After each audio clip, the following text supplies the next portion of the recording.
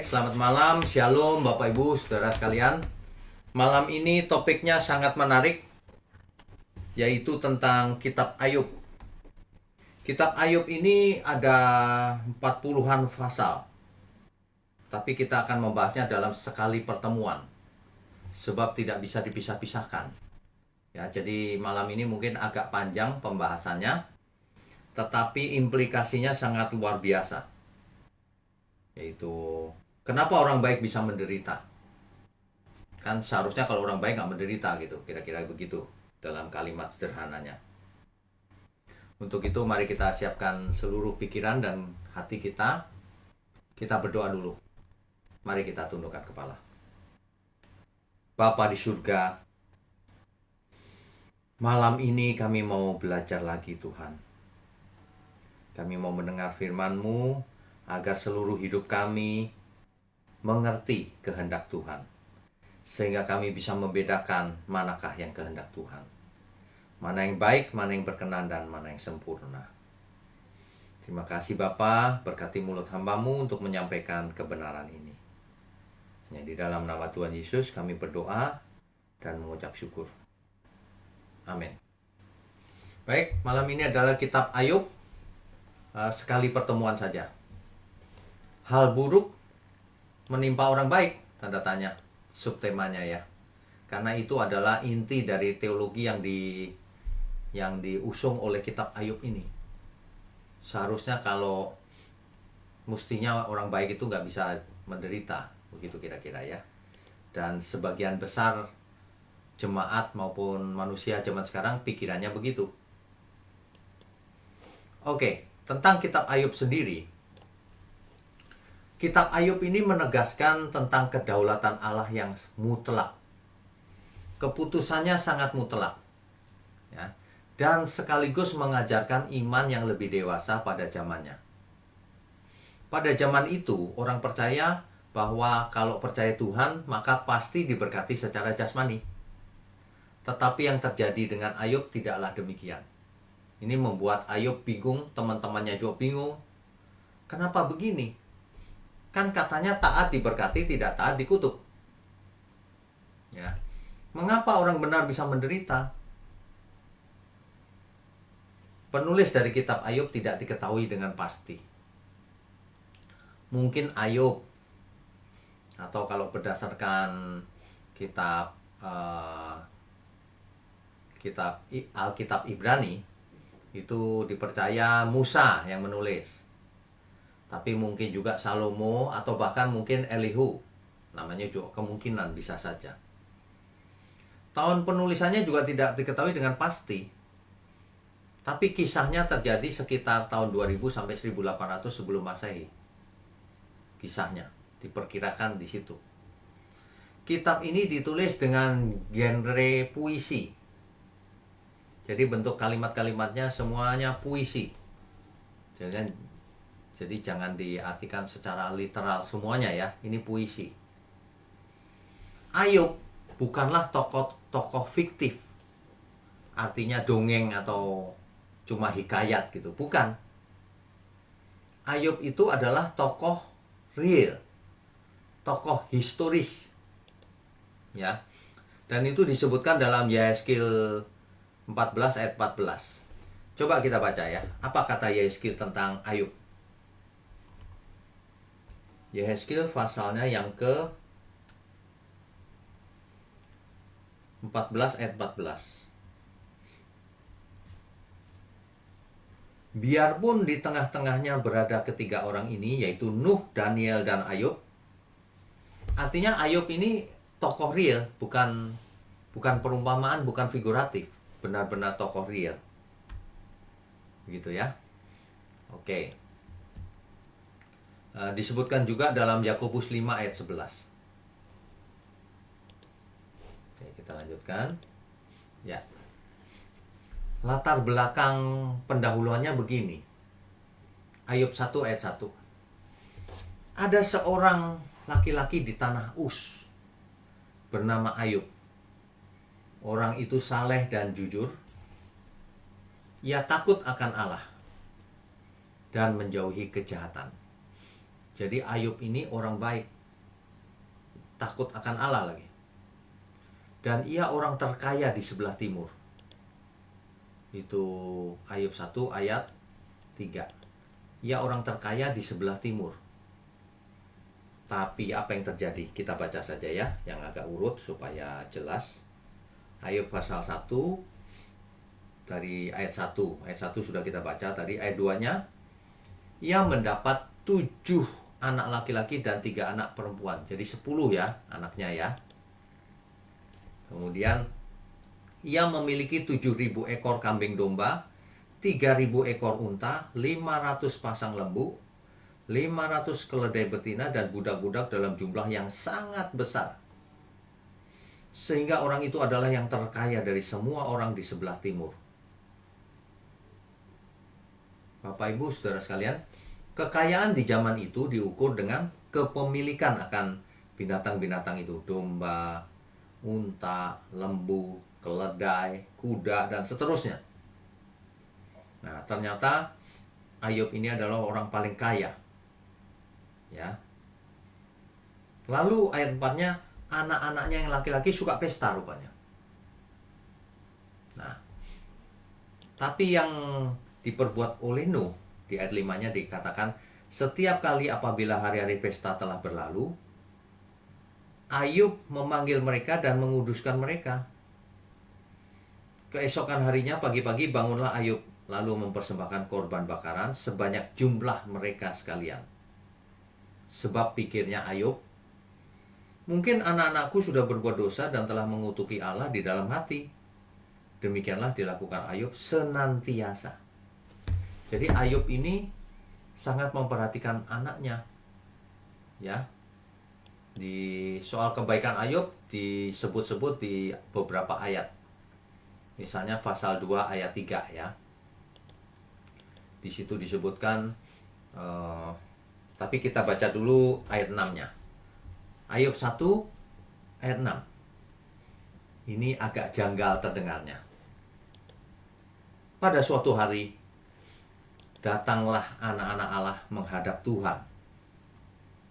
Dan di antara mereka datanglah juga iblis. Mungkin sebagian saudara bertanya, kok iblis bisa datang kepada Tuhan di surga? Terjadi dialog lagi. Dialognya demikian, ayat 7. Maka bertanyalah Tuhan kepada iblis, dari mana engkau? Lalu jawab iblis kepada Tuhan, dari perjalanan mengelilingi dan menjelajah bumi. Ya. Lalu bertanyalah Tuhan kepada iblis, kamu dari mana? Dari perjalanan mengelilingi bumi. Lalu, perhatikan kalimatnya. Lalu bertanyalah Tuhan kepada iblis, apakah engkau memperhatikan hambaku Ayub? Kalimat ini menunjukkan bahwa Allah berkenan kepada Ayub. Kamu lihat hambaku Ayub? Gitu. Ya. Lalu dijelaskan oleh Tuhan lagi, sebab tiada seorang pun di bumi seperti dia, yang demikian saleh dan jujur, yang takut akan Allah dan menjauhi kejahatan. Begitu, ya. Jadi terjadi dialog. Kita lanjutkan dulu ya. Bicara soal tanah Uz. Kan Ayub itu dari tanah Uz. Coba kita lihat tanah Uz itu di mana. Kalau di peta ini Mesir, ya. Ini Sinai Peninsula, Gunung Sinai ada di sini, di bawah sini. Yerusalem di sini. Inilah tanah Uz. Ya. Tanah Uz itu di sebelah timurnya Sungai Yordan. Ya. Di situ. Diperkirakan di situ. Lokasi tanah Uz itu. Meskipun tidak bisa dipastikan, tapi tanah Uz itu ada di sebelah timur, dekat gurun. Jadi dekat orang Seba dan Kasdim lagi. Karena kalau kita baca pasal 1 ayat 15 dan 17, di situ disebutkan orang Seba menyerang. Berarti dekat-dekat situ orang Seba. Orang Kasdim juga. Nah, menurut dugaan letaknya di sebelah timur Sungai Yordan, kira-kira di sini. Begitu ya. Oke, kita lanjutkan. Ya. Jadi Ayub ini selalu berdoa untuk anak-anaknya. Siapa tahu anak-anaknya waktu pesta berbuat dosa. Jadi Ayub mau mempersembahkan korban bakaran untuk anak-anaknya. Ya, selalu begitu. Jadi rupanya Ayub ini orang yang saleh. Oke. Nah, di ayat 6-nya iblis menghadap Tuhan di surga. Ini kita sudah baca tadi, kita lanjutkan dulu. Nah, apakah engkau memperhatikan hambaku Ayub? Artinya Tuhan sedang membanggakan Ayub. Gak ada orang yang seperti Ayub di bumi zaman itu. Saleh, jujur, takut akan Allah, dan menjauhi kejahatan. Jawabnya iblis begini, perhatikan baik-baik. Apakah dengan tidak mendapat apa-apa Ayub takut akan Allah? Terang aja Ayub takut akan Allah. Wong dia kaya, engkau berkati, engkau lindungi. Kira-kira begitu kata iblis. Kalau Ayub nggak dapat apa-apa, masa dia takut akan Allah? Nah, dengan demikian maka iblis menjelaskan lebih lanjut lagi begini di ayat 10-nya. Bukankah engkau yang membuat pagar sekeliling dia dan rumahnya serta segala yang dimilikinya? Apa yang dikerjakannya telah kau berkati, dan apa yang dimilikinya makin bertambah di negeri itu. Tetapi, kata iblis, ulurkanlah tanganmu dan jamalah segala yang dipunyainya, ia pasti mengutuki engkau di hadapanmu. Kalau ia nggak diberkati secara fisik, ia mengutuki kau, kata setan begitu. Maka firman Tuhan kepada iblis, nah, segala yang dipunyainya ada dalam kuasamu, diserahkan ke iblis. Hanya janganlah engkau mengulurkan tanganmu terhadap dirinya. Nggak boleh dimatikan Ayub, tapi boleh dicobai begitu. Kemudian pergilah iblis dari hadapan Tuhan ke bumi, ke Ayub. Ini ilustrasinya sebelah kiri nih, gambarnya. Ya. Lalu apa yang terjadi? Kan diizinkan Tuhan tuh. Nah, yang terjadi, dirampas hartanya, ternaknya oleh orang Kasdim, oleh orang Sheba, ya. Terus disambar geledek api sebelah kanan nih, ya. Ada banyak yang mati. Kemudian rumahnya hancur, anak-anaknya mati, yang sebelah kanan bawah nih. Jadi iblis mencobai Ayub. Bisa dibaca Ayub pasal 1 ayat 13 sampai 19. Ya. Ayub sangat sedih apa yang dialaminya itu. Tetapi Ayub tidak berbuat dosa.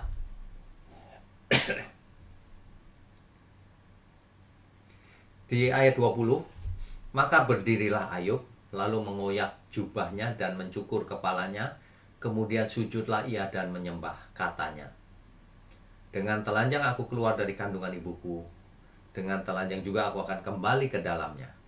Tuhan yang memberi, Tuhan yang mengambil, terpujilah nama Tuhan. Dalam kesemuanya itu Ayub tidak berbuat dosa dan tidak menuduh Allah berbuat yang kurang patut. Ayub ini orang baik memang, ya. Jadi itu yang terjadi. Nah, berikutnya di pasal 2 seolah-olah itu cerita yang lain. Bapak Ibu perhatikan baik-baik. Di ayat 1 kan dijelaskan tuh, di pasal 2.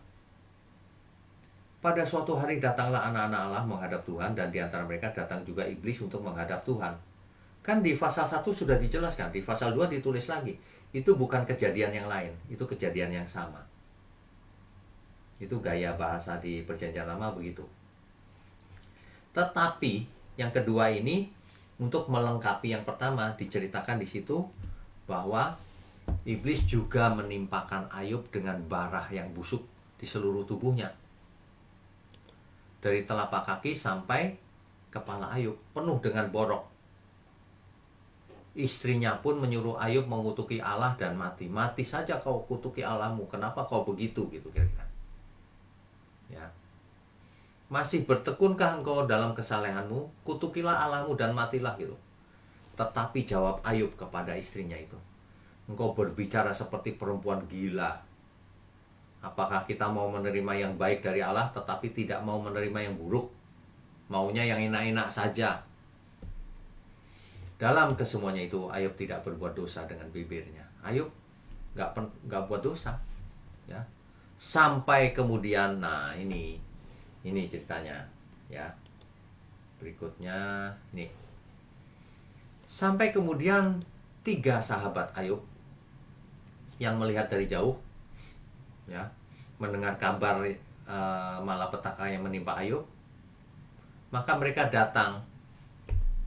Namanya Elifas, Bildad, dan Zofar, sahabatnya Ayub ini, ya.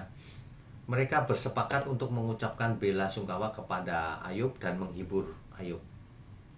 Ketika mereka memandang dari jauh, mereka tidak mengenalnya lagi. Oh, Ayub gak karuan boroknya. Dan itu diduga lepra, saudara. Lepra yang gabungan dengan penyakit yang itu loh, apa namanya, kaki gajah dan sebagainya itu, ya. Lalu menangislah mereka dengan suara nyaring. Mereka mengoyak jubahnya dan menaburkan debu di kepala terhadap langit. Tanda sedih.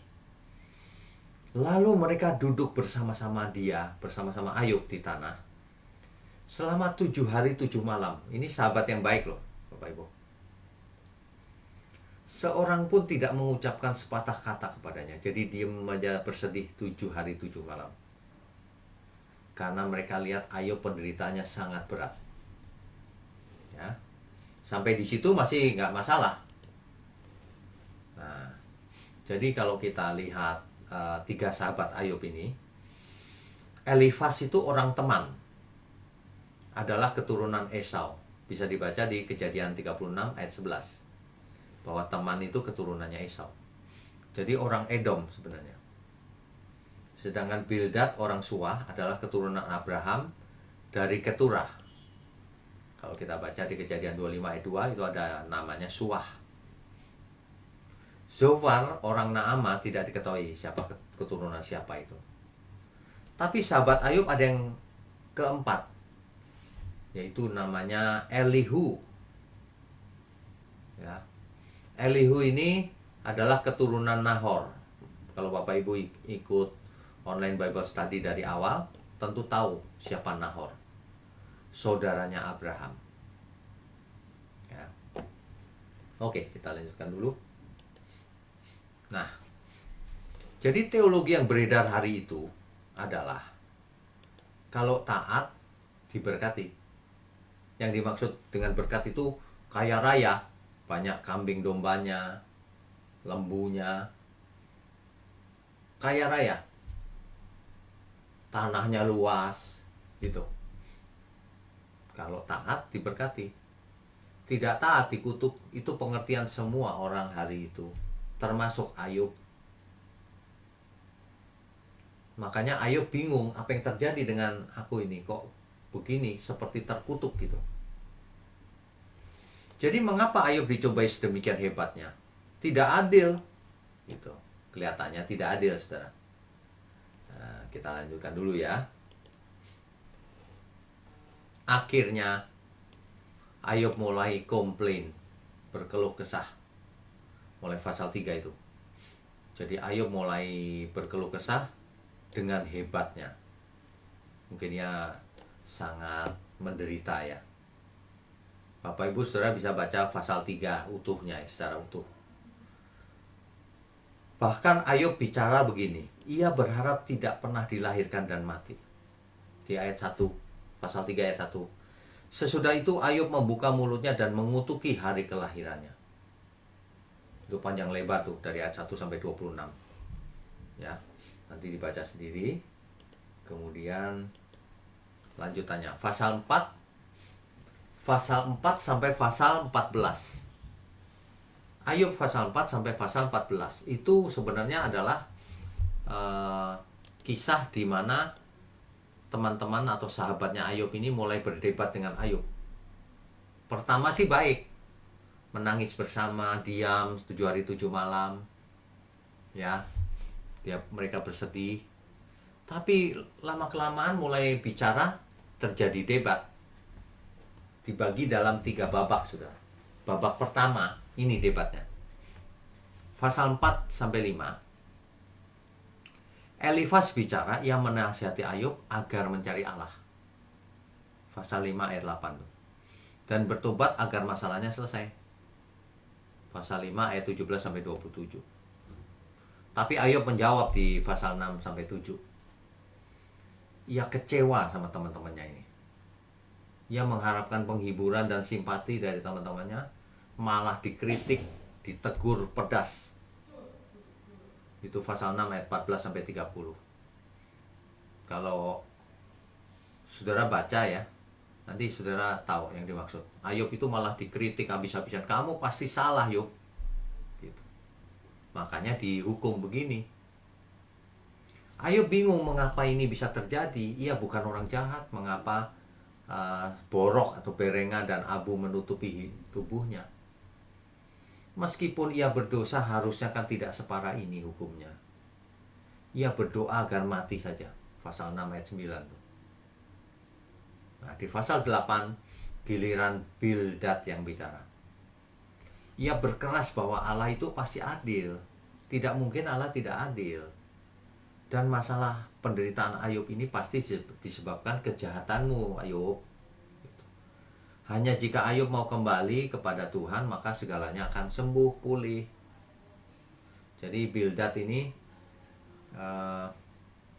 dengan Elifas ini, teologinya itu, kalau taat mestinya diberkati, pasti kamu salah, Ayub, gitu. Pasal 9-10 itu Ayub menjawab lagi. Ayub berkeras, aku tidak bersalah. Pasal 10 ayat 7 tuh. Dan bahwa Allah menghukum orang yang bersalah maupun yang tidak bersalah. Pasal 9 ayat 22. Ayub mengeluh dengan pahitnya dan berharap ia tidak pernah dilahirkan. Pasal 10 ayat 18-22. Jadi terjadi debat, saudara. Kamu pasti salah, Ayub, kata sahabat-sahabatnya.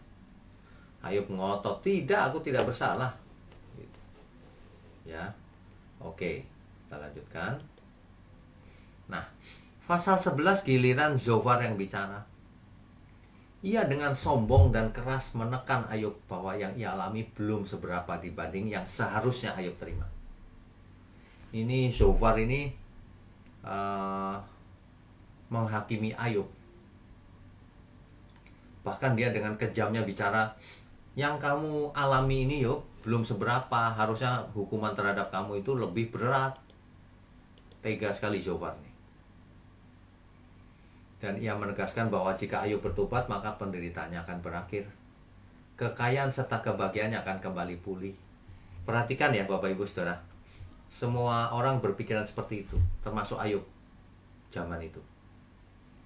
Di pasal 12-14, jawaban Ayub panas hati karena diserang terus. Jadi Ayub panas, bicara kasar Ayub. Kalau bersama kamu hikmat akan mati. Artinya apa? Artinya kamu semua ini tidak berhikmat gitu. Ayub ngamuk. Aku tuh juga ngerti yang kamu pikirkan itu, pengertianmu itu. Aku juga tahu itu, gak usah diajarin. Tetapi semua pengertian itu tidak cocok dengan apa yang dialami oleh Ayub. Gak cocok. Ayub berkata ingin bicara dengan yang maha kuasa untuk membela perkaranya dengan Allah. Ayub ingin berperkara dengan Allah yang maha kuasa. Tetapi Ayub ngatain teman-temannya itu, kamu tabib palsu. Pendeknya Ayub ingin mereka diam semuanya. Kamu bicara bukannya menghibur aku, malah menyerang, menyalah-nyalahkan aku, kira-kira gitu. Diam.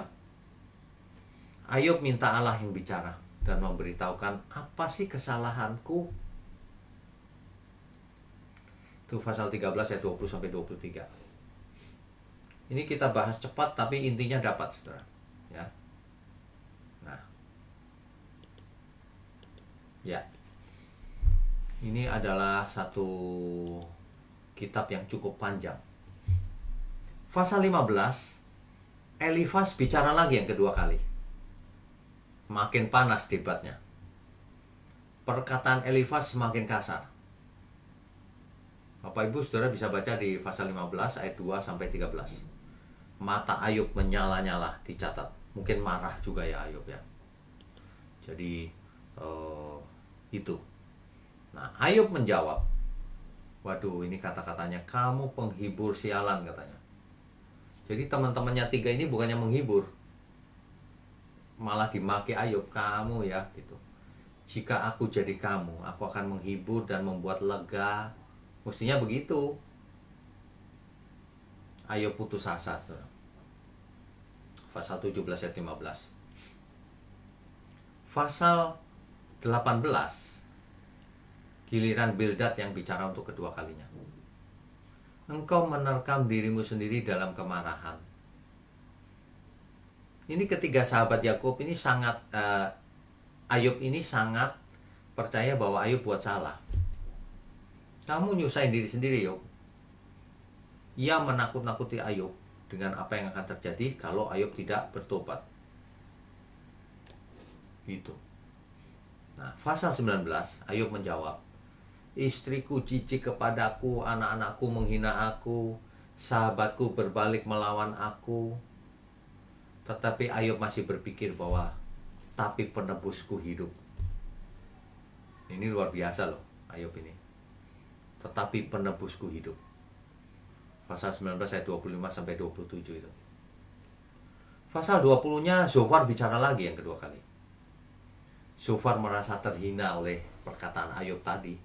Kamu penghibur sialan dan sebagainya dan sebagainya. Sehingga Zofar marah karena merasa terhina. Dan ia tetap pada pendirinya. Enggak, kamu yang salah Ayub. Kamu enggak mau ngaku aja gitu. Pasal 21, Ayub setuju sih bahwa orang jahat akan menderita pada akhirnya. Sementara mereka bisa hidup aman, sehat, sukses. Tapi sepertinya kok tidak ada kaitan antara penderitaan dan kejahatan. Mestinya kalau jahat ya menderita kan gitu harusnya. Tapi ini kok seperti tidak ada hubungan gitu. Tidak ada kaitannya. Ini yang membuat semua orang jadi bingung ini. Ya. Babak ketiga. Elifas bicara lagi. Elifas dengan kejamnya menekan Ayub bahwa kejahatan Ayub itu besar. Padahal mereka nggak tahu loh salahnya apa Ayub. Tapi berani menekan dengan begitu kerasnya. Coba kita baca ya. Ayub 22 ayat 5. Ini Elifas ini. Yang orang Edom tadi. Bicara begini, bukankah kejahatanmu besar dan kesalahanmu tidak berkesudahan? Kejam sekali ini. Menuduh Ayub. Ya. Ayub kembali menjawab tidak. Mungkin Ayub kesal juga kali ya. Berkali-kali disudutkan akhirnya. Tidak pokoknya. Nah. Sedangkan Bildad bicara yang ketiga kalinya sangat pendek dan nggak debat lagi sih. Percuma ngomong sama kamu. Yuk, kira-kira gitu. Tapi Ayub menjawab lagi dengan penegasan sekali lagi bahwa ia tidak bersalah. Pasal 27 ayat 5. Dan bahwa Allah pasti menghukum orang fasik. Nah, bingung. Oke, kita lanjutkan lagi. Ya. Di ayat 28, tiba-tiba kisah Ayub ini seperti berhenti sejenak, istirahat gitu. Soalnya bicara soal hikmat.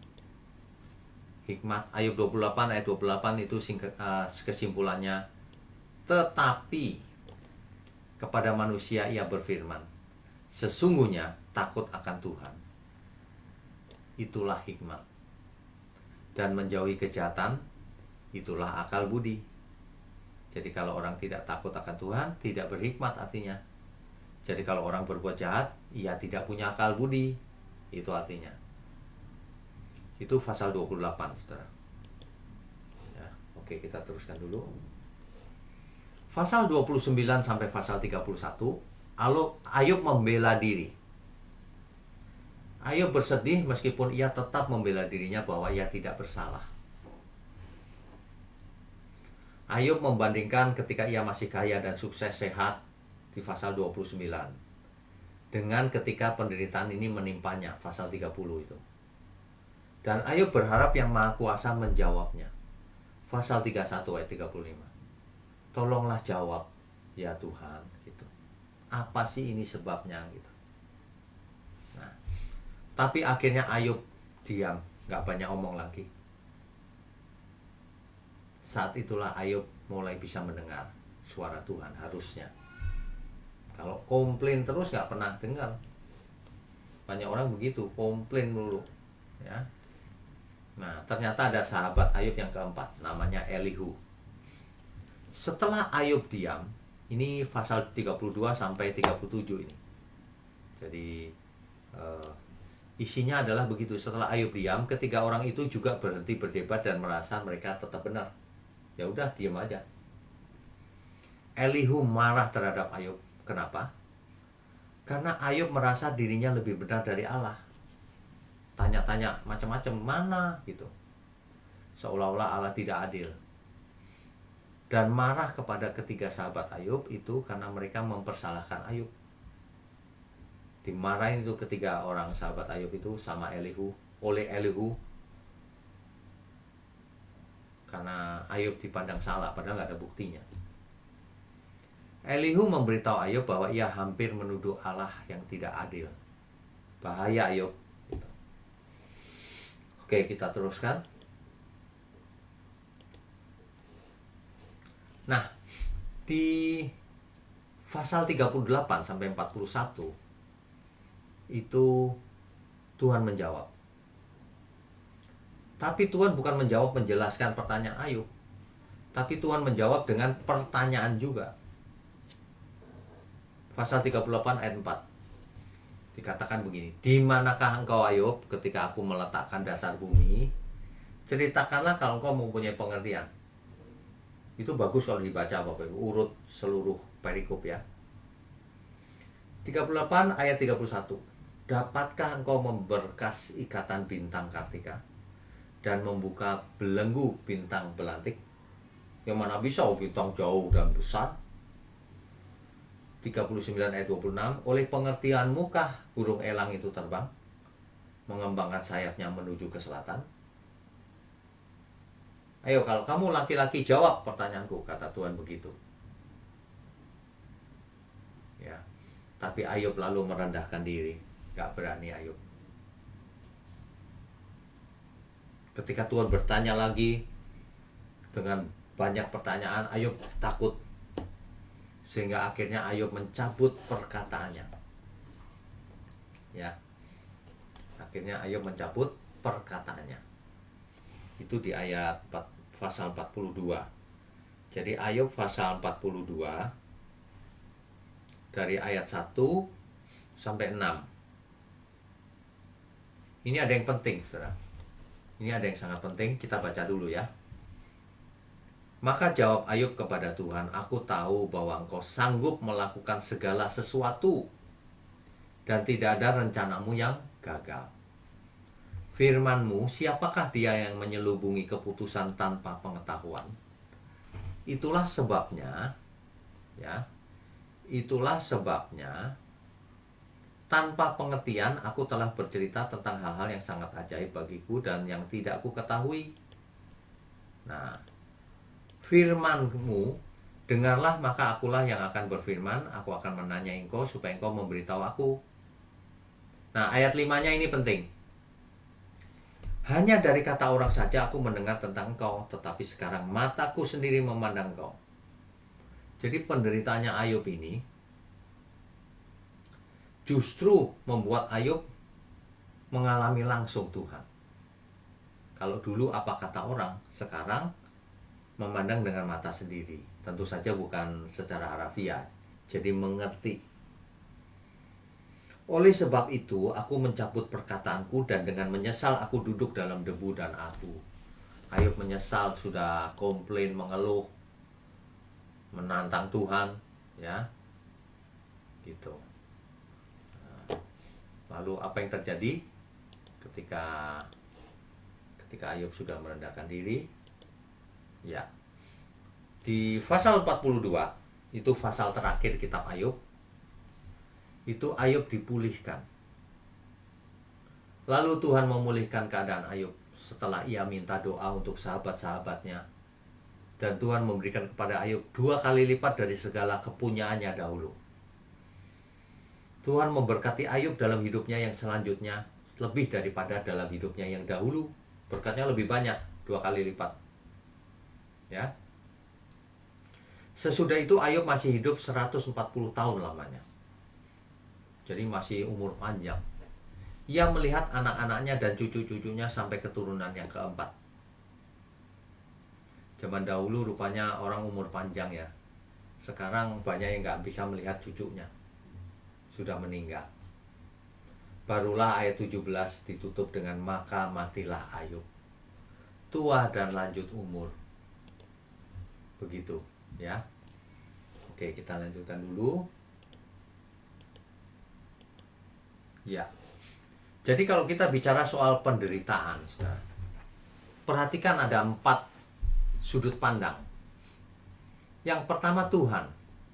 Penderitaan adalah agar anak-anak Allah mengerti, menghayati, dan percaya mutlak kepada pemeliharaan dan penyertaan Tuhan. Kepada keputusan Tuhan. Apapun itu aku percaya itu yang terbaik. Kalau setan lain. Manusia itu, ini dakwaan setan. Manusia itu percaya Tuhan karena diberkati dan dilindungi.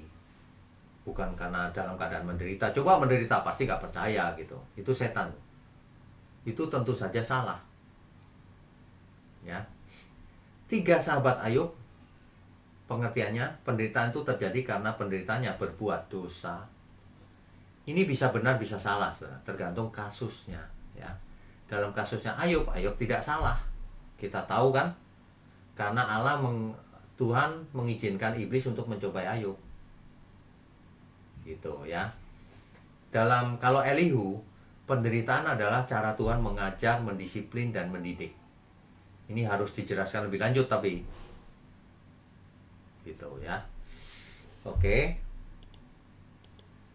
Ya. Rabu depan kita akan membahas kitab Mazmur, saudara. Sesi 1. Karena Mazmur akan dibahas dalam 5 sesi. Ada 5 kitab sebenarnya. Kitab Mazmur terdiri dari 5 kelompok kitab, ya. Oke. Ya. Jadi Bapak Ibu, implikasinya sangat penting. Hikmat apa yang kita dapat dari kitab Ayub ini? Hari ini, saya bicara hari ini. Hari ini masih ada yang mengajar bahwa kalau kamu taat, pasti diberkati. Kalau kamu tidak taat, dikutuk Tuhan. Hari ini masih ada yang ngajar begitu. Lebih parahnya lagi, diarahkan ke uang. Kalau kamu kasih persepuluhan, pasti dibalas Tuhan 100 kali lipat. Nah, ini model-model teologi yang zaman itu nih. Makanya kalau ngajar jelas tuh. Kamu taat, diberkati. Kamu berdoa makin banyak, diberkati. Nggak berdoa, nggak diberkati. Itu pikiran manusia semua itu. Padahal kedaulatan mutlak ada di tangan Tuhan. Kalau Tuhan izinkan pencobaan, itu pun harus kita terima. Masa kita maunya cuma berkat terus? Kata Ayub begitu. Sama seperti Tuhan Yesus demonstrasikan. Tuhan Yesus bahkan menderita. Nggak salah padahal. Nah, jadi dengan kisah Ayub ini, kita harus mengerti bahwa apapun yang terjadi kita percaya Tuhan, pasti itu seizin Tuhan. Dan untuk kebaikan, bukan untuk supaya kita jatuh dalam dosa dan binasa, tentu bukan. Kalau iblis mencobai supaya manusianya jatuh. Tapi kalau Tuhan mengizinkan pencobaan supaya manusianya menang, lulus. Nah, beda ya. Jadi kalau ada pertanyaan mengapa orang baik mengalami hal buruk, ya bisa saja, kenapa tidak? Mengapa orang fasik, orang jahat umurnya lebih panjang? Banyak orang bertanya gitu tuh. Tidak juga, banyak orang jahat yang umurnya pendek juga. Ya. Tidak bisa jadi patokan seperti itu. Yang penting adalah hikmat tertinggi. Apa itu? Takut akan Allah. Bagian kita adalah kita takut akan Allah supaya kita tidak bersalah di hadapan Tuhan. Kalaupun harus menderita, ya memang nggak masalah. Asal jangan kita yang salah. Sebab ada penderitaan yang karena salah kita sendiri. Sembrono, kebut-kebutan motor, kakinya patah. Nah, kalau itu penderitaan karena salah sendiri. Kalau ini bukan yang dimaksud. Ayub tidak bersalah, tapi diizinkan menderita oleh Tuhan. Supaya apa? Supaya ia timbul sebagai emas, seperti emas. Supaya dia jadi karakternya terbentuk. Supaya Ayub mengalami, kalau dulu apa kata orang lain, sekarang ia mengalami bersama Tuhan. Ia mendengar suara Tuhan. Tuhan datang dalam badai. Ayub ditanya-tanya, dimarahin. Mengalami sendiri. Akhirnya dipulihkan. Jadi Ayub akhirnya mengerti. Begitu juga dengan hidup kita hari ini. Kalau hidup kita ini banyak masalah, padahal kita nggak bersalah, ya nggak apa-apa, jalani saja. Tapi belum tentu dipulihkan seperti Ayub. Ya memang, belum tentu juga. Ada kisah yang orang benar pun mati. Ya nggak masalah. Kenapa? Karena rohnya bersama Tuhan. Itu adalah keadilan Tuhan tuh di situ. Kalau hanya selama hidup di bumi ini, seolah-olah tidak adil. Tapi kalau kita tarik ke belakang sampai ke kekekalan, Allah pasti adil. Ya hakim yang adil, tidak mungkin tidak adil. Gitu. Jadi apalagi di Alkitab dikisahkan bahwa karena setiap kita harus mengalami penderitaan yang diwajibkan.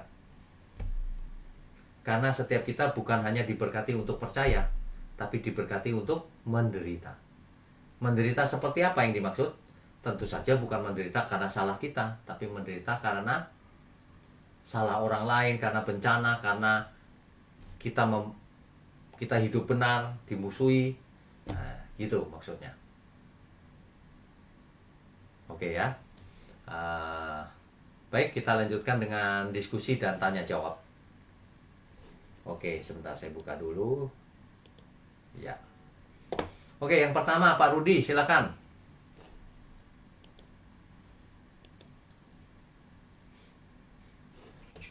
Di unmute Pak. Nih, saya bantu.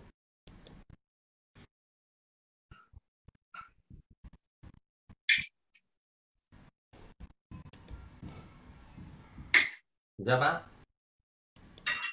Ya. Silakan. Malam Pak Bagio. Selamat malam. Ya, pertanyaan saya Pak, apakah ada penyertaan Tuhan dalam arti seperti misalnya pada saat sekarang kita ini kan ada Roh Kudus. Ya.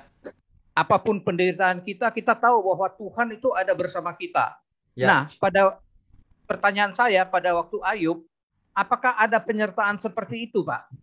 Karena sebagai manusia biasa, kayaknya nggak mungkin ada manusia biasa yang tahan menderita seperti Ayub.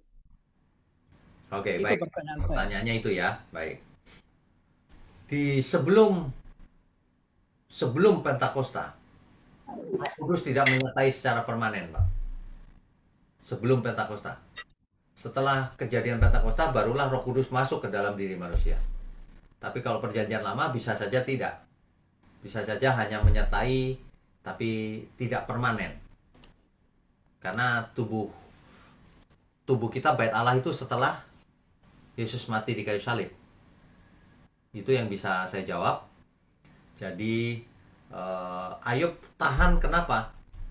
Mungkin saja Pak ada orang yang tahan. Jadi bukan karena disertai Roh Kudus lalu tahan, tidak sakit, dan tetap sakit Pak. Sehingga perhatikan, Ayub memaki-maki juga itu. Nah, Tuhan melakukan ini itu. Tuhan membinasakan orang baik maupun orang fasik gitu. Itu kan ngomel-ngomel sebenarnya Pak. Jadi Ayub bukannya tahan banget ya, enggak, ngomel-ngomel juga. Cuma enggak sampai kebablasan, hampir saja ia menyalahkan Tuhan gitu, kata Elihu. Gitu Pak. Oke Pak, makasih. Oke. Terima kasih Pak ya. Oke, thank you Pak. Berikutnya Ibu Kristina, silakan. Ya, shalom Pak. Shalom.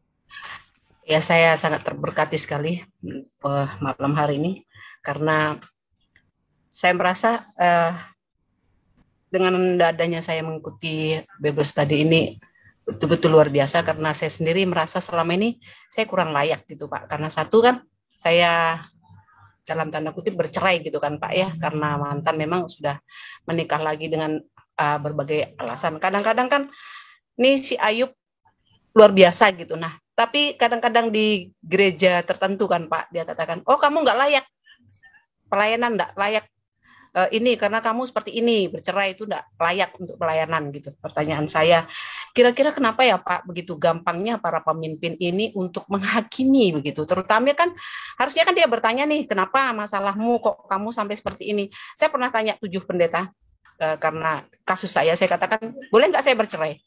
Rata-rata mereka katakan tidak boleh. Sementara saya sudah kejepit gitu Pak di antara mungkin kalau saya nggak mau buka di sini gitu Pak ya. Tapi intinya kenapa begitu gampangnya organisasi tertentu dia katakan layak dan tidak layak. Kalau kita tadi melihat kisah Ayub ini kan teman-temannya pun sama ya Pak. Apakah masih memang pengetahuan sebagian hamba Tuhan itu sebatas hanya segitu gitu Pak, ya materi gitu, enggak disangkut pautkan dengan apa sih harusnya kehendak Tuhan dalam hidupmu, kamu seperti ini harusnya kan diarahkan begitu maksud saya Pak. Kira-kira kenapa ya hamba-hamba Tuhan ini terlalu berpikiran sempit? Terima kasih Pak. Tuhan berkati. Karena mereka tidak mengerti Alkitab. Mereka hanya pakai ayat-ayat tertentu, comot-comot saja. Misalnya, tidak boleh bercerai, ada satu ayat itu. Mereka tidak pandang seluruh Alkitab. Kalau kita pandang seluruh Alkitab, cerai itu adalah opsi terakhir. Ada satu kondisi tertentu yang terpaksa harus cerai. Karena contoh ya, ini contoh. Ada seorang suami yang nusuk ibunya, istrinya. Istrinya koma, masuk rumah sakit. Nanti sembuh, ditusuk lagi. Pokoknya sudah tidak bisa jadi suami, karena jadi udah agak gangguan kejiwaan. Apakah nggak harus dipisahkan? Nah, kenapa? Karena istri ini bukan milik suaminya, istri ini milik Tuhan. Kalau seorang suami tidak bisa berfungsi sebagai suami yang baik, sebagai imam yang baik, maka ia strukturnya rusak. Kan mestinya Tuhan, suami laki-laki baru istri, kan gitu. Tapi kalau suaminya tidak berfungsi, maka struktur ini jadi rusak. Nah, ada kondisi tertentu yang harus dipisahkan. Oh, tapi nggak boleh cerai pakai surat. Tuhan itu nggak peduli surat. Tuhan itu peduli kalau orang pisah ranjang aja itu sudah menceraikan istrinya. Yang penting itu perbuatannya. Kalau cuma surat kan, aku nggak cerai kok. Iya nggak cerai, tapi kau kawin lagi sono sini, kau telantarkan istrimu, itu kau ceraikan nantinya. Di hadapan Tuhan itu yang penting bukti. Nah, banyak orang suka menghakimi gitu, Bu. Saya mau tanya nih, lebih parah lagi kasusnya. Kalau ada seorang pelacur bertobat, boleh nggak? Ya boleh. Orang bertobat kok nggak boleh? Tuhan Yesus berkata begini bahkan, pelacur ini mendahului kamu masuk kerajaan surga. Kamunya itu siapa? Orang Farisi, ahli Taurat, para kiai Yahudi. Orang itu nggak boleh menghakimi.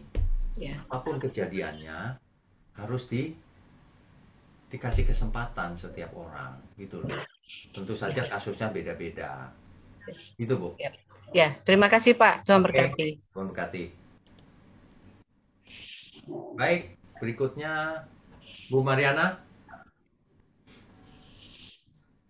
Makasih Pak. Pak maaf ya kalau agak gelap soalnya saya tidak di ruangan biasa. Gak apa-apa. Pak, saya mau ada 2 pertanyaan ya Pak. Ya. Yang pertama itu kan diceritakan dari awal itu Ayub setiap malam membakar kurban gitu untuk anak-anaknya. Ya. In case ya, seolah-olah supaya nanti sepertinya nanti dosanya diampuni. Betul. Bukankah itu jadi sepertinya kayak dia yang kayak memaksakan diri, atau bukankah dulu itu imam, kita bawa korban itu bawa ke imam yang bakar buat menghapus dosa itu Pak? Itu pertanyaan pertama. Oke, saya jawab dulu sebelum. Oh ya Pak, ya Pak. Zamannya Ayub itu belum ada Taurat, Bu. Oh, iya. Itu sekitar zamannya Abraham atau bahkan sebelumnya Abraham. Oh, nah, iya. Ketika itu orang bakar korban bakaran sendiri. Oh, itu alasannya. Awal mula anaknya Adam kan korban bakaran dibakar sendiri itu. Begitu. sebelum zaman Abraham. Oh, ya, paham, Pak. Oke, Ya, terus yang kedua. oke. Oh, Pak, berarti kitab Ayub tuh sekali lagi bahwa itu kan sepertinya agak belakang, jadi sebenarnya bukan berurutan ya, Pak ya?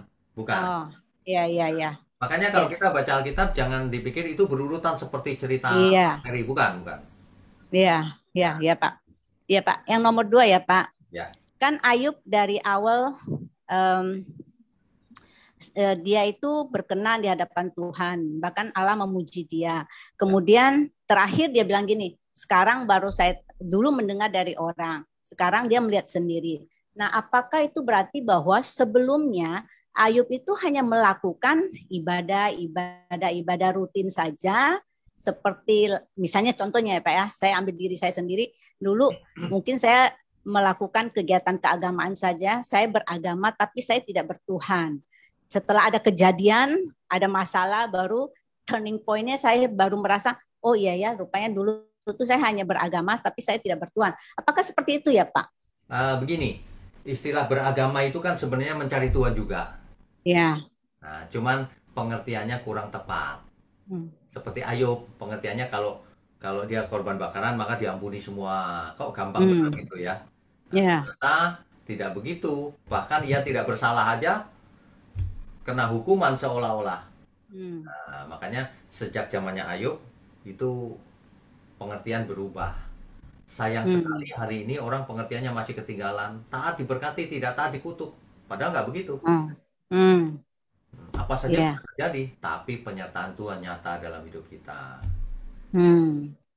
Oh ya Pak, jadi bisa disimpulkan bahwa sebelum ada kejadian itu, Ayub sebenarnya belum bertemu muka, mungkin belum bertemu muka face to face atau mengenal. Mengalami. Ya, oh ya, belum mengalami ya Pak ya. Jadi dia hanya melakukan korban seperti itu. Ya. Tapi dia tidak mengalami secara pribadi dengan Tuhan gitu ya Pak ya. Betul. Oh ya. Ya itu saja Pak. Kan dicatat di kitab Ayub bahwa Tuhan datang suaranya seperti badai dalam badai kan? Bicara sama Ayub langsung itu pasti. Iya. Gitu. Iya. Baik Pak. Oke. Terima kasih Pak Wik. Terima kasih Bu Mariana. Terima kasih. Oke, berikutnya Pak Yunus ya. Yunus Muda Sitompul, silakan. Ya Pak, terima kasih Pak. Ya. Yang pertama Pak. Suaranya kecil. Suara saya Pak, kalau sekarang. Nah, mendingan ya. Oke. Oh iya. Silakan. Perihal identitas Ayub Pak. Ayub ini kan jauh sebelum Abraham. Ya. Ya, sedangkan kita tahu Abraham itu adalah bapak orang percaya seperti itu. Nah, iman kepada siapakah? Kita percaya kalau Ayub ini beriman kepada Allah kita juga gitu Pak. Ya.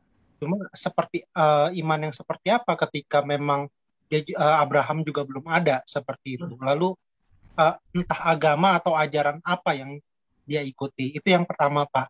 Oke. Lalu yang dijawab dulu yang pertama, nanti saya lupa. Iya. Sebelum zaman Abraham, perlu diingat keturunan Adam kan turun-temurun. Cerita itu pasti dilanjutkan dari mulut ke mulut, oral, tradisi oral, sehingga sampai juga ke Ayub. Pasti. Buktinya apa? Ayub pun mempersembahkan korban bakaran. Seperti anak Adam mula-mula kan, Kain dan Habel. Nah itu tradisi itu terus berlangsung, pasti begitu. Nah, makanya ada yang berpendapat kitab Taurat itu kumpulan dari kisah-kisah sebelumnya, karena turun-temurun terus secara oral baru ditulis gitu. Lalu pertanyaan yang kedua Pak, perihal kebiasaan Ayub yang bisa kita katakan pampers anaknya ya, seperti itu. Dia mempersembahkan korban kepada Tuhan untuk anak-anaknya. Nah, pertanyaannya adalah apakah tindakan Ayub seperti itu benar sebagai orang tua ya? Itu dan juga seberapa signifikansinya Pak? Maksudnya kita bersyafaat bagi orang lain perihal perbuatan dosanya seperti itu Pak. Baik. Kita kalau ditarik zaman sekarang, kita berdoa untuk anak kita. Tetapi keputusan terakhir tetap anak kita yang merespon. Kita berdoa minta tolong Tuhan, Tuhan tolong. Tapi akhirnya apakah bertobat atau tidak ya yang kita doakan dia, bukan tiba-tiba kalau kita doakan dia berubah tanpa setahu dia, ya nggak gitu. Kalau kita doakan itu Tuhan kirim berbagai sarana, cara, dan sebagainya untuk menolong. Tapi kalau soal keselamatan, masing-masing bertanggung jawab kepada Tuhan selama hidupnya. Gitu.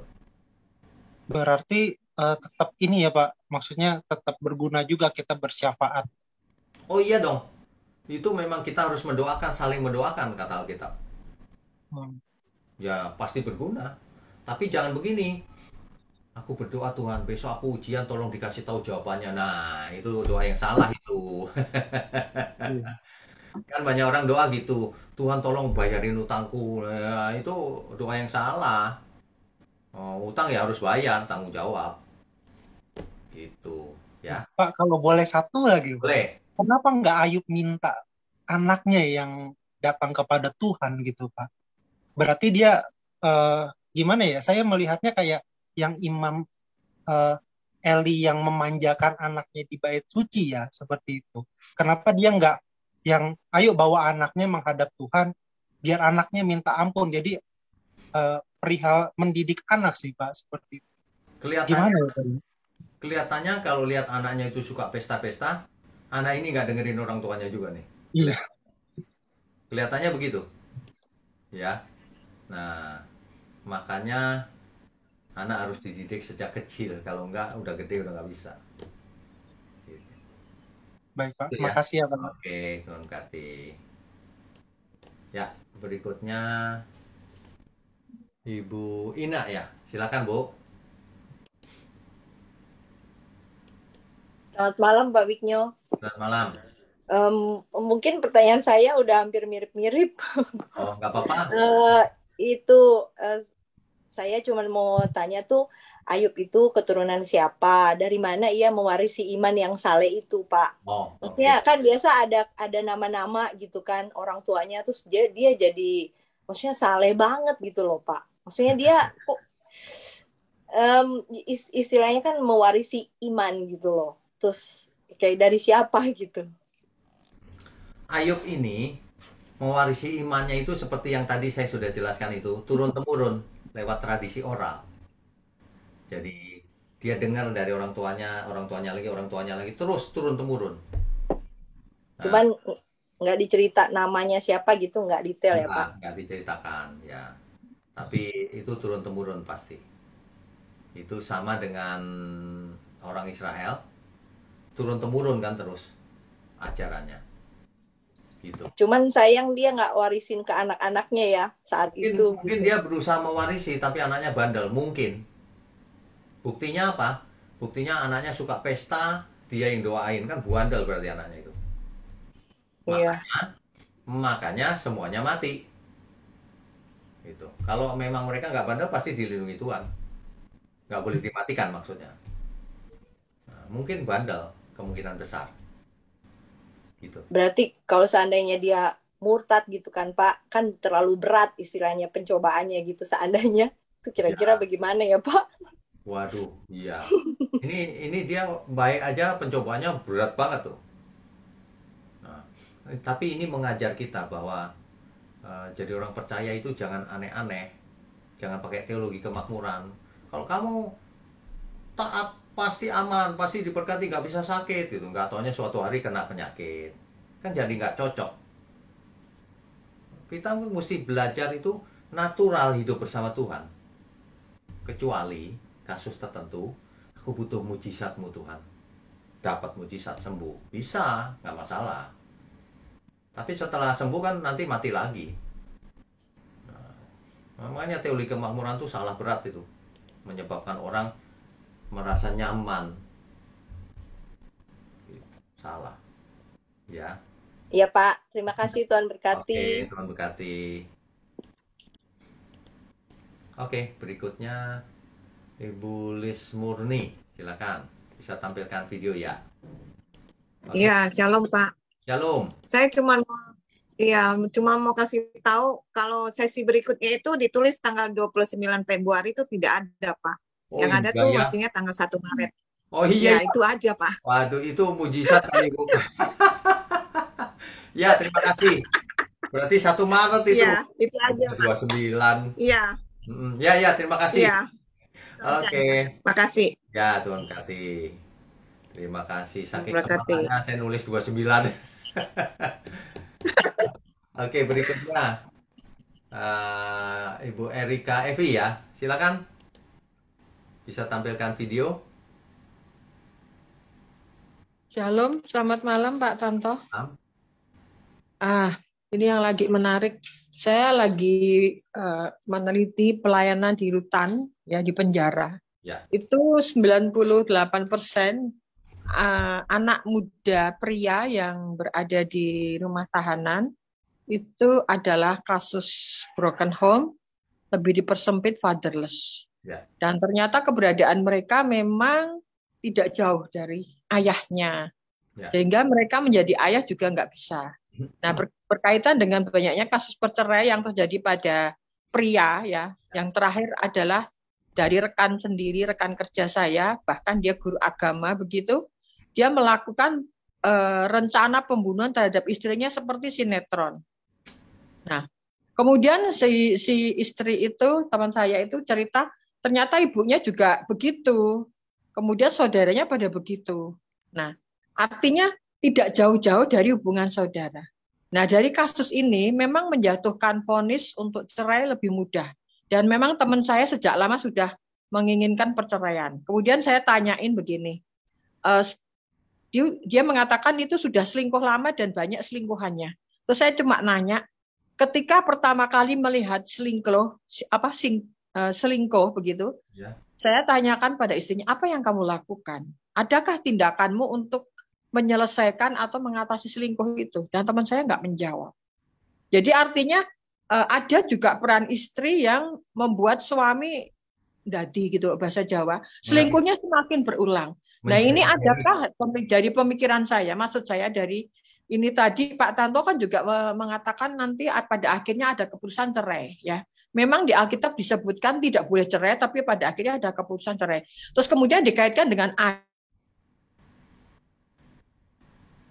katakan tidak diketahui ayahnya, tetapi jelas itu punya keturunan yang baik sehingga Ayub bisa seperti itu. Nah, yang saya tanyakan berarti kan anak-anak fatherless itu diturunkan dari ayah yang fatherless. Ya. Nah, ini adakah dari kasus Ayub ini diposisikan, maksud saya kayak forum pemulihan kayak semacam pria sejati, pemulihan fatherless yang kehilangan ayah itu apa istilahnya? Jadi ketika terjadi KDRT begitu tidak langsung cerai tapi langsung dipisahkan dan ada penggembalaan khusus untuk pria. Karena ini kasusnya semakin banyak dan saya ngeri melihatnya. Saya mencoba menerobos melalui pendidikan di sekolah karena paling efektif itu di sekolah, anak bisa dijangkau. Sementara di gereja anak bisa lari. Nah, dari peristiwa ini kalau boleh saya usul, ya seperti pribadi Ayub yang belum saya temukan. Kalau kasus Samuel Moment sudah ada, jadi mulai anak-anak sudah dipanggil mengikut Tuhan. Tapi yang kasus fatherless, karena saya lihat Pak Tanto kuat imannya, ya Alkitabnya juga kuat. Bagaimana dari Pak Tanto sendiri membentuk istilahnya apa ya, kemah Ayub begitu atau apa, untuk membentuk para pria yang sudah KDRT, itu dikelompokkan kayak ada semacam pengembalaan khusus sehingga nanti ayah-ayah ini tidak mengalami cerai karena cerai juga tidak menyelesaikan, nanti dia mau kawin lagi pasti kan, pria kecenderungannya tidak bisa single. Saya melihat aja teman-teman yang katakan orang Kristen tuh sudah menikah masih suka selingkuh, bahkan nanti kalau nggak selingkuh dipersulit di dalam pekerjaan dan sebagainya. Ini suatu kasus yang saya pikir bukan perceraian, tetapi bagaimana pria-pria ini kalau Pak Tanto sudah melihat bahwa seperti Ayub ini punya keturunan. Nah, bagaimana supaya nanti para ayah berikutnya, karena imam keluarga, bukan cerai. Karena dia cerai nanti akan menghasilkan juga seperti itu, nikah lagi. Pasti dia kepingin nikah lagi. Kalau nggak bisa nikah, ya terjadi free sex, free love, di mana sekarang tempatnya banyak. Nah, oleh karena itu saya mengusulkan seperti kemah Ayub begitu untuk pemulihan para pria yang mengalami KDRT. Karena pada akhirnya teman saya ketika suaminya yang sudah dicerai itu mengalami kecelakaan, dia mengatakan, puji Tuhan, aku sudah dibebaskan dari ketakutan. Bukan melihat satu pemulihan. Nah, saya rindu ke pemulihannya di situ. Itulah fungsi Alkitab di dalam pribadi Roh Kudus untuk memulihkan itu di situ. Itu aja Pak Tanto. Terima kasih. Baik, terima kasih. Ini suatu usul yang luar biasa sebenarnya, ya. Cuman seringkali kasusnya itu kompleks. Maksudnya kompleks tuh begini. Kalau pemulihan itu sangat mungkin terjadi asal kedua belah pihak setuju mau pulih. Yang sulit adalah salah satu nggak mau ketemu, nggak bisa konseling. Apalagi dikumpulkan, pasti tidak mau yang model begitu. Kalau yang dua-duanya aku salah, dua-duanya aku mau. Nah kalau itu lebih mudah. Yang selama ini saya tangani kalau dua-duanya setuju mau bertobat bareng-bareng itu selesai. Nggak masalah sama sekali itu, kasus apapun. Tapi kalau yang satu enggak, aku nggak mau datang, nggak mau ini, ya nggak bisa, nggak terjadi pemulihan. Makanya nggak bisa hanya satu pihak, dua-duanya harus bertobat. Dua-duanya harus datang, kita konseling, pasti selesai sebentar kalau memang dua-duanya yang mau. Kalau hanya salah satu nggak bisa sih. Itu kompleks juga tuh. Tapi itu ide yang perlu dipikirkan itu. Bagus itu. Dunia ini banyak sekali butuh wadah untuk pemulihan ya, untuk pemulihan, perlindungan dan sebagainya. Secara hukum dan sebagainya. Oke lah, baik. Satu lagi maaf Pak Tantowi, dengan kasus ini ada juga kan hamba Tuhan yang sampai melakukan perselingkuhan sampai berkali-kali. Ya. Nah ini kan juga berkaitan dengan bagaimana bahwa firman Tuhan atau Alkitab itu tidak cukup hanya pengetahuan. Ya. Pengetahuan saja banyak yang melakukan perselingkuhan. Ya hamba Tuhan saya tahu beberapa yang sudah saya kenal itu malah justru sekarang yang mengerikan ketika kasih tidak diwujudkan di dalam keluarga. Maksud saya kasih Kristus itu digunakan para selingkuh. Saya sudah menemukan ya, ada 2 orang yang saya kenal itu memakai kata kasih untuk melakukan perselingkuhan dengan licik sekali. Yaitu. Nah, saya pikir kalau keluarga melakukan kasih Kristus pasti tidak akan tertipu. Karena sebenarnya setiap keluarga yang tidak melakukan hukum Kristus itu haus akan kasih. Betul. Karena Yesus sudah memberikan itu. Nah, oleh karena itu saya mengatakan bagaimana ketika keluarga ini terjadi itu, misalnya tadi Pak Tanto mengatakan istri nggak mau, suami nggak, ya yang dilaporkan KDRT siapa? Ya digembalakan sendiri tuh dulu, tapi cerai belum diizinkan dan mereka nggak usah satu rumah, misalnya kayak di dalam Alkitab ada istilah bertarak begitu ya. Ya sudah nggak usah ketemu dulu nih, belum ada kata tok cerai. Mereka digembalakan khusus. Kalau nggak mau konseling ya nggak apa-apa, yang mau konseling saja. Nanti kan dibongkar. Kalau saya mengatasi masalah yang di warga binaan rutan itu saya gali terus latar belakangnya apa. Dan ternyata setiap kali saya gali pasti kasusnya fatherless. Dari mulai ayah yang don't care, kemudian ayah yang sibuk. Nah ternyata kepandaian, kekayaan tidak menjamin keluarga bahagia dan tidak fatherless. Betul, jadi ketidakfungsian itu, dan maaf ya saya mau katakan ini faktor egois pria sangat kuat di dalam fatherless ini. Jadi kalau ayah sudah menjadi kepala keluarga, kecenderungannya hanya menjadi pencari nafkah saja. Kefungsiannya tidak ada.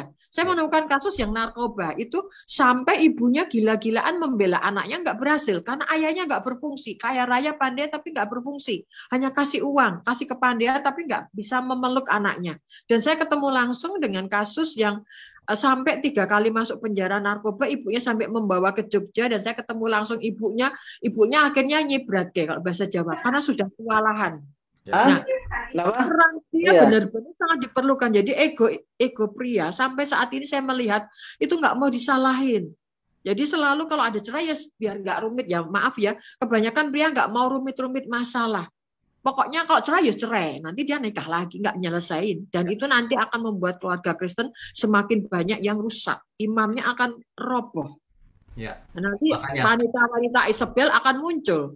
Yang cenderung kalau pria nggak berfungsi dia jadi penguasa rumah tangga, ini semakin rusak lagi. Jadi imam keluarga sebagai pria sebagai imam keluarga nggak bisa ditegakkan, lama-lama hancur. Nanti rencana Tuhan jadi tambah berantakan karena yang membuat imam keluarga itu pria adalah Tuhan sendiri. Itu aja Pak. Terima kasih. Oke, terima kasih. Ini masukan yang luar biasa ya. Makanya pendidikan itu dimulai dari kecil. Anak-anak harus dididik, orang tuanya harus jadi teladan. Kalau enggak sangat rapuh nanti keluarga. Orang tuanya broken home, anaknya bingung, frustasi dan sebagainya. Ya, dari kecil harus dididik firman Tuhan. Online Bible Study ini salah satu sarananya, salah satunya saja. Kalau anak sejak kecil sudah diajak belajar Alkitab dengan benar, itu modal besar, saudara. Ya, oke, kita lanjutkan dulu. Ibu Hermina ya, silakan Bu. Ya Pak, saya mau menanyakan Ayub pasal 1 ayat 12 ini Pak. Ya. Waktu itu pembicaraan Tuhan dengan iblis ini, Ya. Tuhan mengatakan bahwa segala yang dipunyainya ada dalam kuasamu.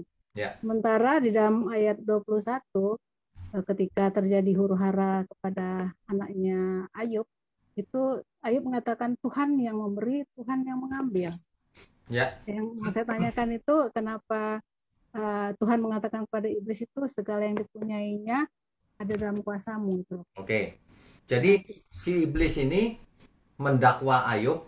Ayub itu taat karena kau lindungi Tuhan, kira-kira gitu ya. Lalu Tuhan berikan, ya udah, boleh kamu cobai gitu. Itu maksudnya Bu.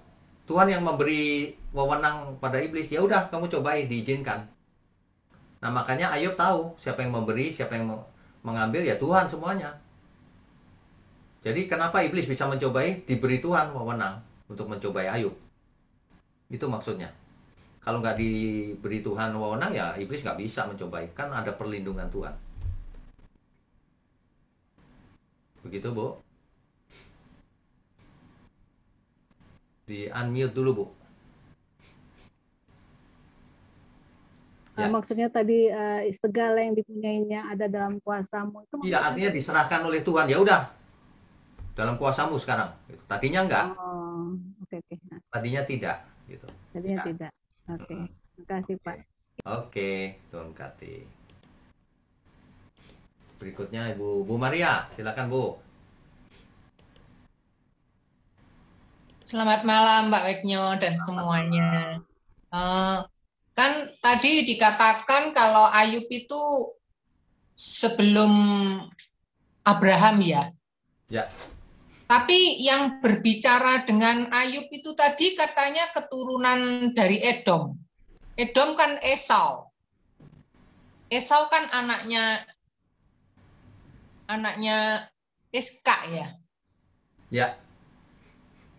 Oh, oke. Berarti Ibu sangat teliti ini. Itu tadi tahunnya kan saya sudah tulis tuh, tahunnya Ayub sekitar 2000 sampai berapa tuh tadi. Nah, mungkin pas setelah Abraham atau sebelum tuh ya. Mesti dilihat tahunnya tuh, Bu. Ya. Jadi kalau lihat itu Edom berarti setelahnya. Setelahnya tapi dekat Ya. Abraham.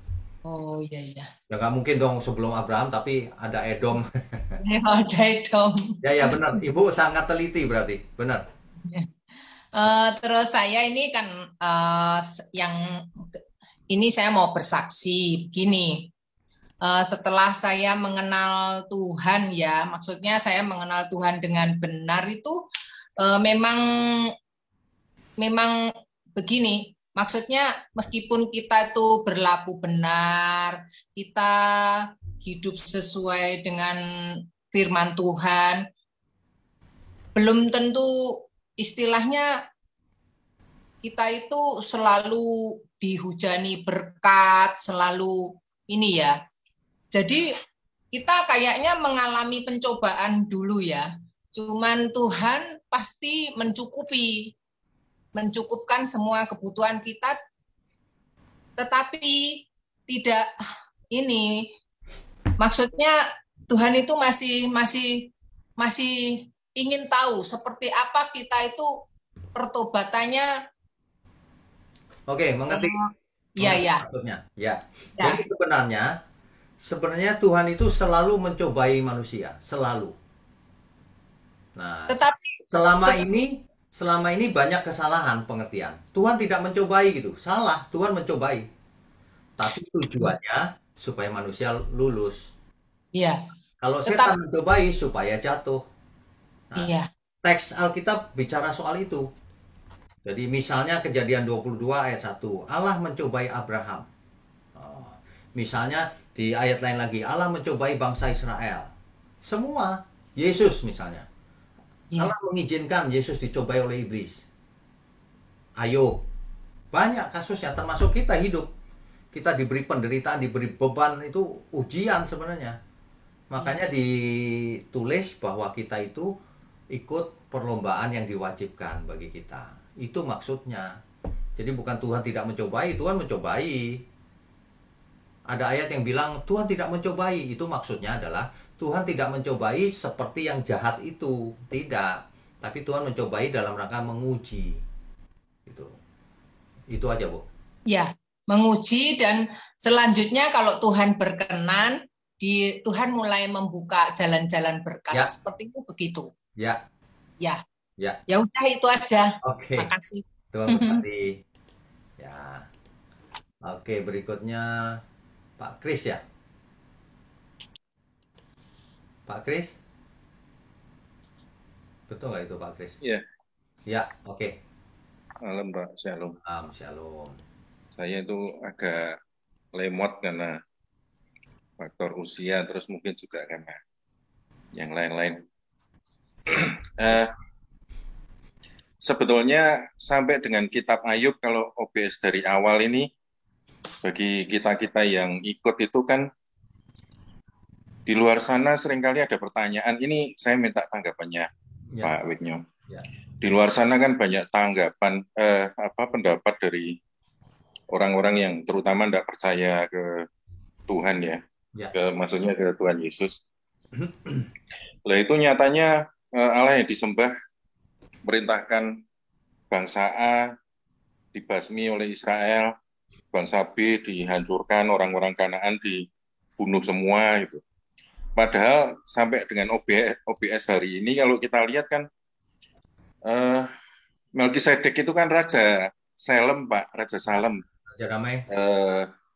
Sekarang akhirnya kan kita kenal Yerusalem tempat itu. Ya. Itu kan tempat tinggalnya orang Yebus. Maksud saya itu kan ada di dalam tanah Kanaan sebetulnya. Betul.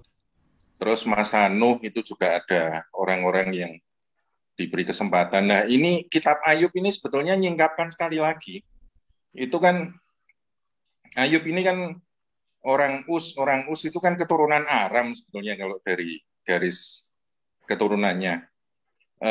Orang Aram, terus teman-temannya itu kan orang-orang yang Edom dan lain-lain itu kan termasuk yang kalau di istilah bangsa Israel itu dalam tanda kutip musuh itu, Pak. Ya. Kadang-kadang ada perintah untuk basmi atau apa.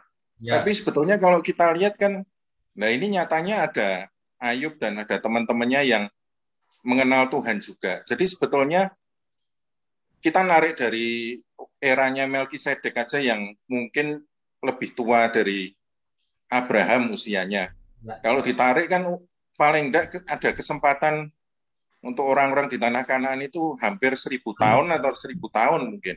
Ya. Untuk bertobat. Karena ini raja dan imam, pengaruhnya kan kayak kalau sekarang pasti kuatnya kayak influencer di Instagram atau di Twitter atau apa kan barangkali seperti itu. Ini Raja Salem. Ya. Jadi kalau menurut saya OBS sampai hari ini sebetulnya cukup bukti bahwa sebetulnya Tuhan itu kasih dan Tuhan itu konsisten, perjanjian baru, perjanjian lama, bukan Tuhan yang angin-anginan, kadang-kadang bete, kadang-kadang baik, itu enggak seperti itu. Betul. Cuma kan kebetulan yang kena highlight di Alkitab ini kan jalurnya keturunan bangsa Israel, tapi ke bangsa-bangsa lain pun sebetulnya sudah diberi kesempatan yang sama kalau betul. Menurut saya begitu. Menurut Pak Wigno gimana, Pak? Ini yang pertama. Oke, itu benar sekali. Jadi Tuhan itu tidak membeda-bedakan manusia sebenarnya. Ketika Tuhan memilih bangsa Israel sebagai umat pilihan, bukan berarti pasti selamat. Bangsa Israel banyak yang binasa buktinya. Bahkan ironinya, umat pilihan banyak yang binasa. Bahkan ketika sampai di Kanaan, mereka hidup seperti bangsa Kanaan. Binasa lagi. Bahkan ketika jadi raja, rajanya pun begitu. Salomo, padahal paling berhikmat. Sehingga kerajaan pisah, terpecah utara selatan. Kan itu tragis ya. Yang di utara 10 suku hilang malah. Yang 2 balik lagi. Tapi bukan berarti jadi benar lagi. Akhirnya masa kosong 400 tahun, barulah Mesias datang. Jadi saya setuju sekali bahwa bangsa lain pun diperhatikan Tuhan. Bukan hanya bangsa Israel, semua dapat kesempatan. Cuman ada yang diberi banyak, ada yang diberi sedikit. Yang diberi banyak dituntut banyak. Itu aja. Ya, Sebab betul. catatan kitab Roma jelas, Pak. Apabila bangsa-bangsa lain yang tidak memiliki Taurat tetapi melakukan apa yang dituntut oleh hukum Taurat, maka ia dibenarkan. Ya. Terus yang kedua, sebetulnya tadi yang menarik itu waktu Pak Wignyo, ini ada semacam jeda ini di Ayub 28, membicarakan mengenai hikmat. Ya. Nah, menariknya ini kan kitab Ayub kalau ya ini saya mungkin baru dapat pencerahan ini setelah lebih dari 10 kali baca kitab Ayub. Oh, oke. Kitab Ayub itu kan bahasa sastra, ya mungkin kayak sajak atau apa, tapi ayat pasal 1 sampai 41 itu pengaruhnya Ibrani Aramaik, yang ke pasal 42 itu agak nyeleneh, bahasanya kayak kalau tempelan gitu karena Ibrani standar. Nah, di pasal 28 itu menariknya kalau kita baca ulang itu berbicara mengenai hikmat, di manakah tempatnya hikmat dan lain sebagainya. Nah, itu ternyata Salomo di Amsal 8 itu bahas hal yang kurang lebih sama dan berbicara hikmat, tapi bedanya di Amsal 8 itu hikmat ini disampaikan Salomo sebagai suatu pribadi, Pak. Jadi ini kayak kalau foto itu resolusinya mulai dari blur itu makin lama makin tinggi, tajam sampai ke perjanjian baru lah. Ini di Amsal ini dipertajam oleh Salomo bahwa hikmat itu ada waktu dasar bumi diletakkan dan lain sebagainya. Ya. Nah, luar biasanya lagi di 1 Korintus 1 kalau tidak salah Paulus berkata, bagi kita yang dipanggil, Kristus itu adalah kekuatan Allah dan hikmat Allah. Ya. Jadi Paulus itu nyimpulkan akhirnya, ngasih kita kesimpulan dari Ayub yang masih berbicara hikmat secara umum, di manakah ini, Amsal menjawab yang dikatakan Ayub itu, nanti sampai akhirnya Paulus itu ngasih resolusinya yang betul-betul ya, puncaknya. High definition High itu, Pak. Ya. Ya, jadi menurut saya ini Ayub ini karena memang kalau dilihat umur kitabnya kan mestinya eranya era sebelum Yosua, karena di Betul. Ayub 19 itu ada tertulis buatlah catatan, meskipun di terjemahan Alkitab bahasa Indonesia itu ditulis kitab, bahasa Inggris itu ditulis scroll, tapi sebetulnya basefer itu kan catatan sebetulnya. Ya. Buatlah catatan dengan tatah di atas batu atau di lembaran timah. Ya. Nah, itu kan eranya berarti kan era semi purbakala sebetulnya. Ya. Kalau jadi saya jadi masuk akal tadi yang disampaikan Pak Wignyo, kalau itu dari era itu, menurut saya kitab Ayub ini jadi salah satu bahan perenungan Raja Daud dan Raja Salomo, makanya tadi ada itu. Menurut Pak Wignyo gimana tanggapannya? Itu saja dari saya. Sebenarnya kitab Ayub ini yang dikatakan tahun sekian itu kan prediksi juga, Pak, analisis. Jadi bisa saja itu memang sudah tua sekali, bisa juga memang. Jadi dan beberapa itu nggak bisa dipastikan, itu hanya prediksi. Tapi yang utama adalah bentuknya puisi, tapi historis tokohnya. Nah, sehingga hikmat yang luar biasa bisa kita dapat. Ini jarang di kitab lain.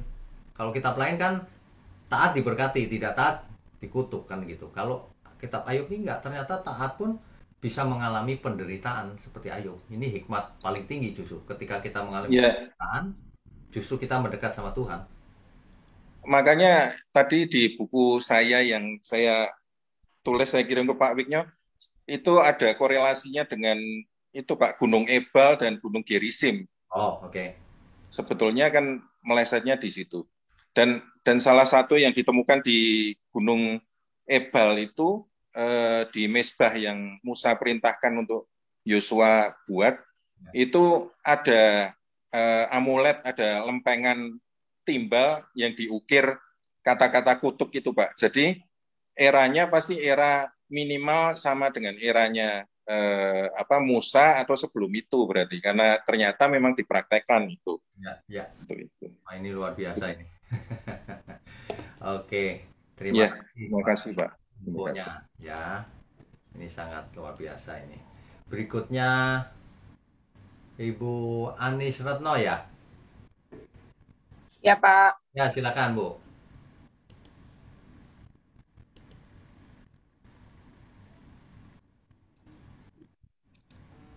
Malam. Selamat malam. Hampir mirip tadi. Saya mau tanya, Ayub itu hidup di zaman siapa? Ternyata sudah ditanyakan. Kemudian, apakah Ayub menyembah Allah Israel? Ternyata karena dia hidupnya jauh sebelum Musa, berarti belum kenal Allah Israel ya. Nah, yang agak saya kenalnya Allah Abraham, Bu. Allah Abraham ya. Ya. Penasarannya itu begini, Pak. Apa yang hendak disampaikan dengan kisah Ayub ini, yang dia bukan golongan Israel dan dia tidak menyembah Allah Israel, dikaitkan dengan keadaan kita hari ini. Udah itu aja. Oke, menurut saya Ayub menyembah Allahnya Israel, Allah yang sama. Jadi ketika Adam kemudian turun-temurun itu Allah yang sama, Bu. Itu Allah yang sama.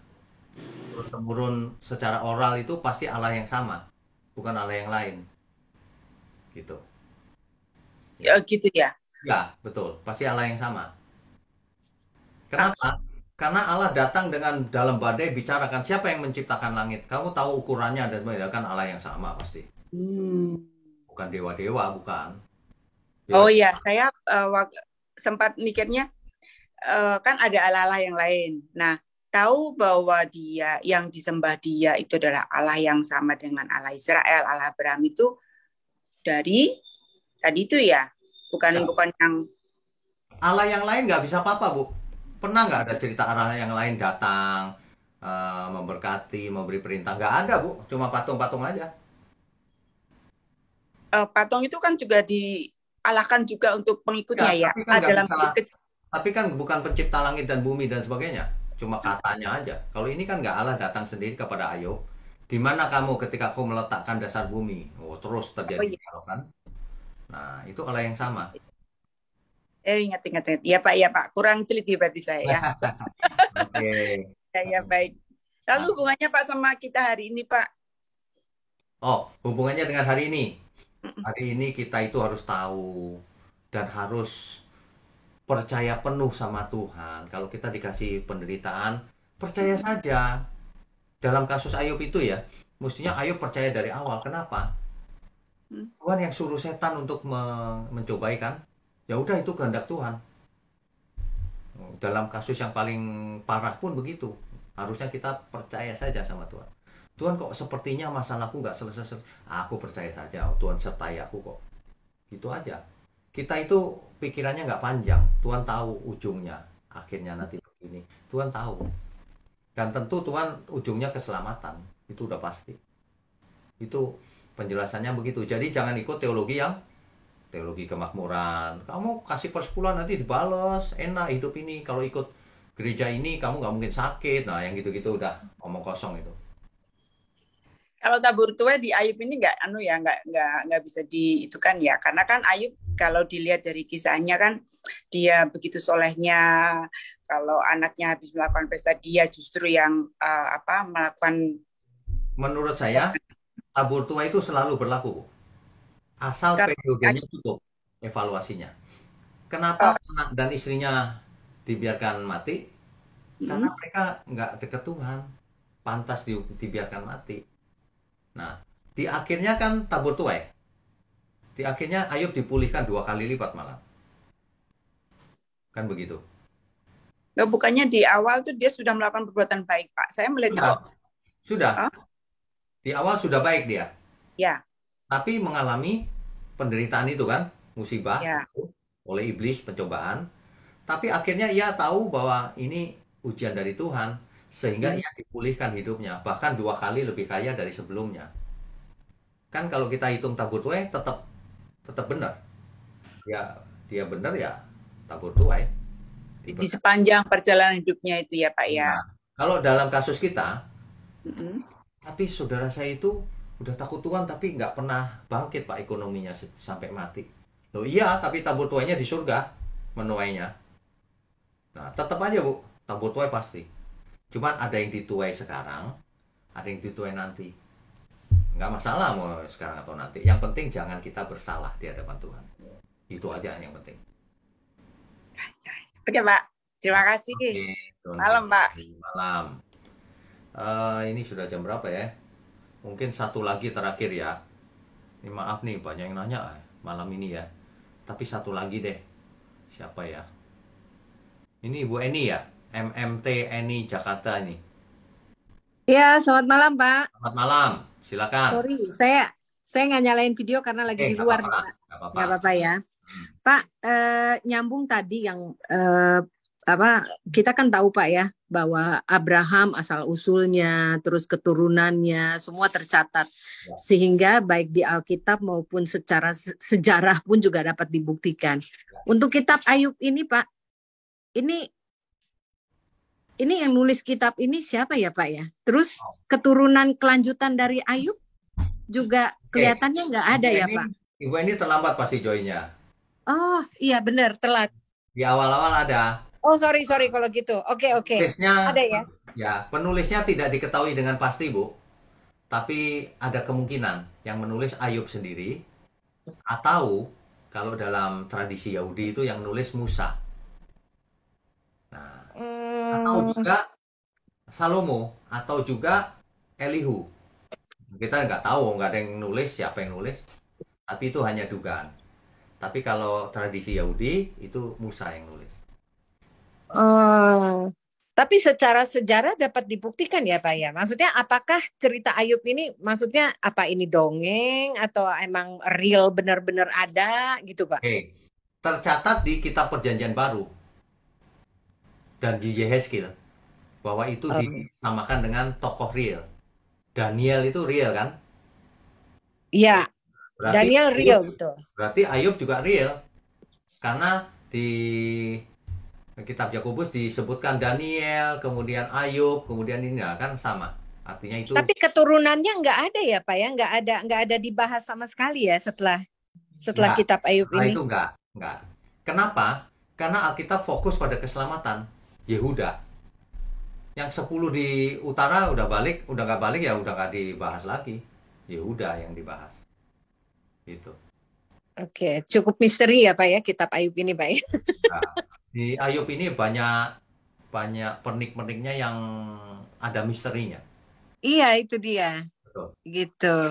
Jadi bagi yang ngebaca tuh masih curious, masih big question gitu sih Pak. Oke, terima kasih Pak Wigno. Ya. Gini, Bu. Misteri itu kan ceritanya, tapi intinya nggak misteri, hikmatnya. Iya. Nah, betul. Setiap kita baca moral story-nya iya Pak. Betul, gitu. moral story-nya. Iya. Jadi setiap kita baca kitab apapun di Alkitab, kita harus tangkap hikmatnya. Kalau ada pernik-perniknya yang kecil-kecil yang ada misteri, nggak masalah, nggak mengganggu. Cuma kan serunya kalau Alkitab itu tuh Pak, kita senengnya tuh beda dengan kitab-kitab yang lain ya Pak ya, gitu loh Pak. Kalau Alkitab itu tuh mau kasarnya mau disikat dari manapun juga istilahnya bisa di counter gitu, karena memang it's real gitu kan Pak. Kebenaran itu dilihat dari sisi manapun harus tetap benar. Betul. Nah itu, makanya sering bicara soal 7 natur kebenaran. Ikuti itu nanti kita akan tahu. Oh iya ini yang paling benar tuh Alkitab, yang lain itu gagal diuji. Kalau yang lain ceritanya ngalor ngidul. Ya. Oke. Dan kebanyakan dongengnya gitu loh Pak. Oke Bu. Oke, terima kasih Pak. Selamat malam. Ya. Oke Bapak Ibu, ini sudah lewat jamnya. Minta maaf yang belum mendapat giliran bertanya ya. Nanti Rabu depan boleh bertanya lagi. Kita tundukkan kepala yuk. Mari kita berdoa. Bapa di surga, kami ucap syukur kalau malam ini kami dapat hikmat yang luar biasa dari kitab Ayub, kisahnya Ayub ini. Biarlah setiap kami menjadi semakin dewasa iman kami. bukan hanya kekanak-kanakan. Berkati program online Bible Study ini agar menjadi alat di tangan Tuhan untuk menjangkau banyak jiwa, bahkan sampai ke ujung bumi.